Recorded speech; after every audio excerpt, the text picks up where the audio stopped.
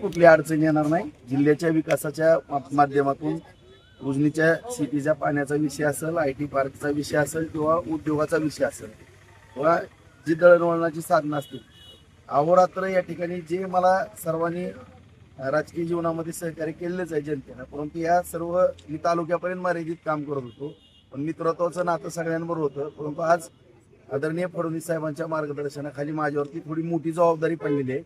मी नक्कीच या सगळ्यांनी जो माझ्यावरती विश्वास टाकलेला आहे त्याला पात्र राहून रात्रीचा दिवस करून आणखीन माझी कामाची पद्धत वाढवून जिल्ह्यासाठी मी फार मोठं योगदान देईन।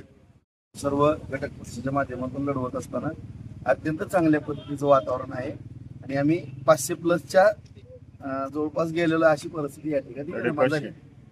भाऊ आपण पाहतो नरेंद्र मोदी साहेब यांच्या आशीर्वादानं आज आपण पाहतो की त्यांची 12 वर्ष पूर्ण झाली। त्यांची कारकीर्द आदरणीय देवेंद्र फडणवीस साहेब, शिंदे साहेब, सुनेत्राताई पवार या सगळ्यांचं जे सगळ्यांना सहकार्य लाभतं आणि पालकमंत्री जयभाऊ गोरे सगळ्यांना विश्वासात घेऊन जे कामकाजाची जी पद्धत आहे जिल्ह्यामध्ये आणि माझे असलेले 30 वर्षाचे सगळ्यांबरोबरचे सलोख्याचे संबंध आणि सगळ्यांबरोबर मी एक मित्रत्वाचं जे नातं जपलेलं आहे त्याचंच एक फळ म्हणून हे अत्यंत निवडणूक चांगल्या पद्धतीने या ठिकाणी होती।